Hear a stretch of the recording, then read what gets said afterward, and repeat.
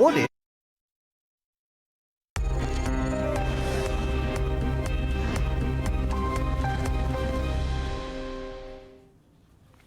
The second quarter was never expected to be a great quarter for the farm equipment as well as the automakers. M&M is no exceptions, but price hikes as well as cost management helped M&M post a 4-quarter high operating margins.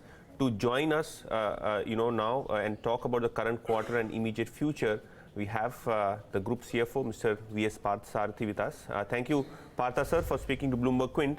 Let me begin by asking you regarding the magic that you have been able to do on your operating performance. A very strong quarter with respect to the operating performance despite challenging times. What exactly were the factors which led to a strong operating performance this time? Thank you. As you rightly pointed out, this has been 4 quarters we have had degrowth in a sense, where the volumes have come down, Q2, Q3, Q4, Q1 and now Q2. And this has been the best operating performance, 13.2, 13.5, last quarter was 14%, and this quarter EBITDA margin is 14.1. So we have done well as a company. The second one is auto. I mean, auto sector was supposed to have been with 20% volume degrowth this quarter. Still they managed 12.7% as 12.6% at EBITDA margin, which is same as last year. So clearly both auto and tractors more than held on to their own in terms of margin and overall performance, and improving market share and keeping the balance sheet clean and reducing inventory at the marketplace. So all this is a good quarter, and all of them goes to one basic thing, that we are focused on margin of safety and ROCE. When you have margin of safety, even when volume are down, you think of how you can make good profit, and cost measures and managing every element of the business model cycle is what helps us do this, and that's what we have managed to do in Q1, in this quarter, sir. And Partha sir, extensively when you spoke with the analyst community, you are also, talking about, the management team was talking about cost management and cost rationalization moving ahead. Given the fact that also the commodity prices have come off, steel prices have been soft, do you think the kind of margin performance you have been able to do in the second quarter, that should continue in the near term to medium term? Yeah, so there are 3 things or 4 things only in contribution that would have helped. First is the commodity is benign, and that is seemingly benign going forward, so you can make your own conclusion. Second is, we are comparing year on year, so all the price increase that we have taken in the past 3 quarters, including the last quarter, would stand in good stead, and that is something. Third is our model mix, which has helped us do better. And the fourth is cost re-engineering, the cost saving which we are able to build by all the efforts that we have taken. So this is a combination of these 4 factors.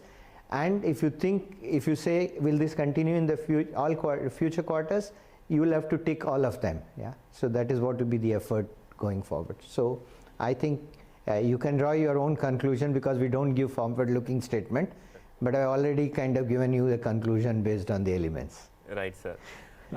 And sir, in the release, you interestingly mentioned that reservoir levels are quite healthy. Monsoon has been good. The Rabi season should see good pickup. So in terms of the tractor demand for the balance of FY20, would you be maintaining the industry level guidance, or you think you should be able to do better in the second half of this financial year in terms of tractor volumes? Yeah.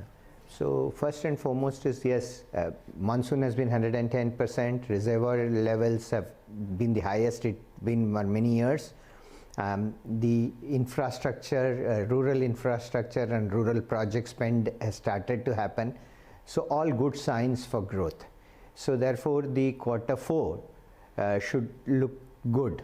We are currently in quarter 3 starting from where pickup is, and quarter 4 should be good. So it augurs well for the industry. How much growth, it's a matter of how fast this turnaround happens. And I am very hopeful that there will be a turnaround and there will be very good demand pickup.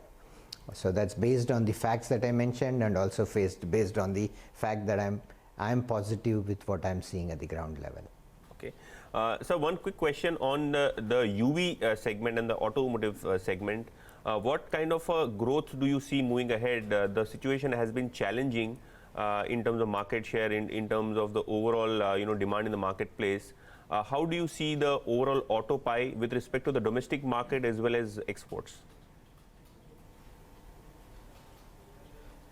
So two parts actually. We have improved market share both in PV and the overall auto industry.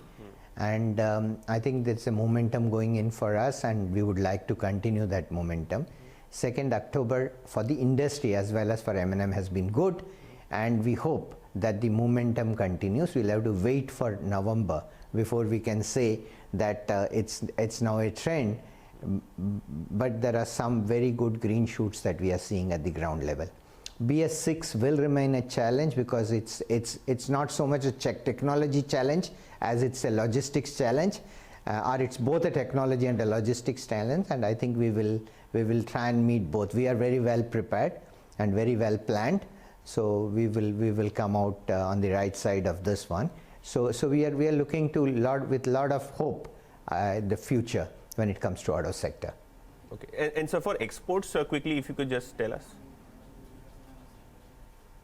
Yeah, exports, and I will stop there if you don't mind. Yeah, I have to be excused. Sure, so exports, I think the markets have been slightly low, but now with the neighboring markets start to settle down, Europe, Africa is doing very well for us, and some part of the markets picking up. We should also see our exports doing well in the medium term. Yeah. Okay. This quarter I can't comment. It's too early, but I think there is recovery in these markets I can see as well. So export should do well. Thank you so much, sir, for being so candid, and thanks for taking out the time and speaking to BloombergQuint. Thank you. So that's the management of M&M. We take a short break. On the other side, we'll have the F&O show as well as Ask BQ to take care of your queries.